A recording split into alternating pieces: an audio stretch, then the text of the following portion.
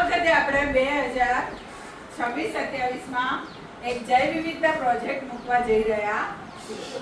ગઈ સાલ તમે જૈવ વિવિધતા, કચરો અને પાણી ઉપર પ્રોજેક્ટ કર્યા હતા, પણ આ વખતની આપણી નવી ટીમ જૈવ વિવિધતાની છે. જે જૈવ વિવિધતાની ટીમ અહીંયા આવી છે. જૈવ વિવિધતાની ટીમ અહીંયા આવી છે. આ વખતે જૈવ વિવિધતાની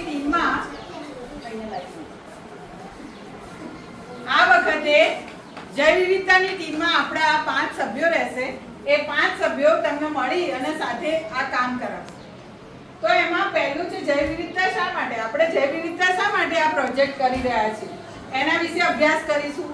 ત્યારબાદ આપણે ભાગ એમાં 5 પ્રવૃત્તિઓ કરીશું જે ફરજિયાત છે, જે બધી આપણે કરવાની છે.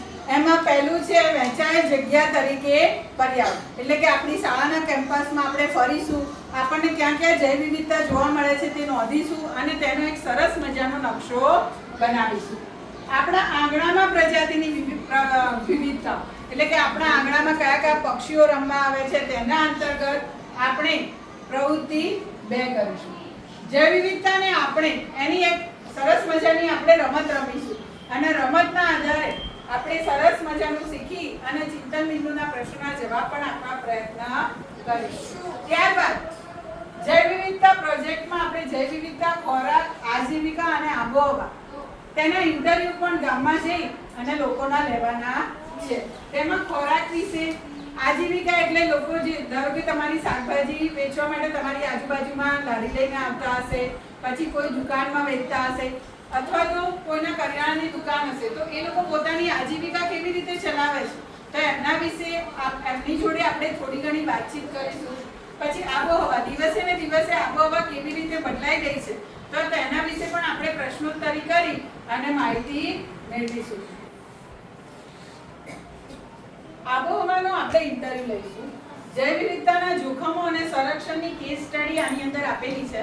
તેમાં આપણે મેંગ્રોવનો જે વૃક્ષો છે એનો દિવસે દિવસે નાશ થતા જાય છે, તો એના વિશે આપણે કેસ સ્ટડી કરીશું.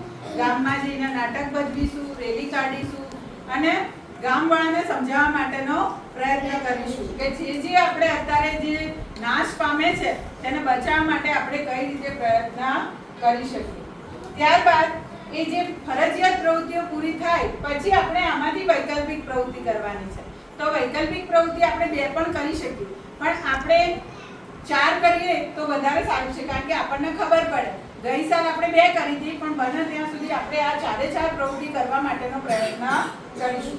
એમાં પહેલું છે જંગલી ખાદ્ય છોડનો બગીચો. આપણે જોઈએ છીએ કે જંગલી ખાદ્ય છોડના વેલાઓ જ્યાં કશું જ આપણે ના વાવ્યું હોય ત્યાં પણ ઉગી નીકળતા હોય છે. તો એવા તમને ખબર છે કે કયા કયા જંગલી ખાદ્ય છોડો છે? કંકોડાનો વેલો, પછી પોઈની વેલ, એ બધાનો આપણે આપણા શાળામાં પણ એ બધું ઉગ્યું છે, તો આપણે શાળામાં પણ એનો અભ્યાસ કરીશું. જો ગામમાં ઉગ્યું હોય તો એનો પણ અભ્યાસ કરીશું અને શાળામાં ઉગાડવા માટેનો પ્રયત્ન કરીશું. જૈવ વિવિધતા, દિવાલ અને ભીંત ચિત્ર. તો ભીંત ચિત્ર ઉપર સરસ મજાનું લીંપણ કામ કરી અને જે નાશપ્રાય જે પ્રાણીઓ છે, વનસ્પતિ છે, એ બધાનું ચિત્ર દોરવા માટે આપણે પ્રયત્ન કરી અને આ પ્રવૃત્તિઓ કરીશું. જંતુઓ માટે રહેઠાણ. શાળામાં અલગ અલગ પ્રકારના આપણે જંતુઓ માટે શું બનાવીશું? રહેઠાણ બનાવીશું. તમે બધા બનાવશો ને? હા. તળાવ ઇકોસિસ્ટમ પણ બનાવીશું. એક તળાવ બનાવીને ઇકોસિસ્ટમ આખી તળાવમાં ઊભી કરીશું કે એમાં બધા કયા કયા સૂક્ષ્મજીવો અંદર આવે છે તેનો અભ્યાસ પણ આપણે કરીશું. ત્યારબાદ આ ફરજિયાત પ્રવૃત્તિઓ અને વૈકલ્પિક પ્રવૃત્તિઓ પૂરી થાય એ પછી આપણે ભાગ 2 માં ઇકોલોજીકલ ઇતિહાસ, એટલે કે ભૂતકાળમાં શું હતું, વર્તમાનમાં શું છે અને ભવિષ્યમાં શું છે તેના આધારે આપણે એક ઐતિહાસિક સમયરેખા તૈયાર કરીશું. મોસમી કેલેન્ડર બનાવીશું.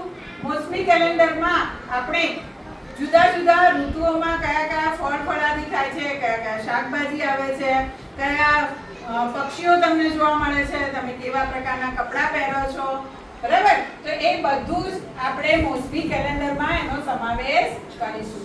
અને ભવિષ્ય માટે એક દ્રષ્ટિ કે સમૃદ્ધ ચિત્ર, ભવિષ્યમાં આપણે આ વાલમપરાનો ઇન્ડિયા કેવો છે એ જોવા માંગીએ છીએ, તો એનું એક સમૃદ્ધ ચિત્ર આપણે બધા ભેગા મળી અને તૈયાર કરીશું. તમે પણ તમારો વિચાર આમાં રજૂ કરશો.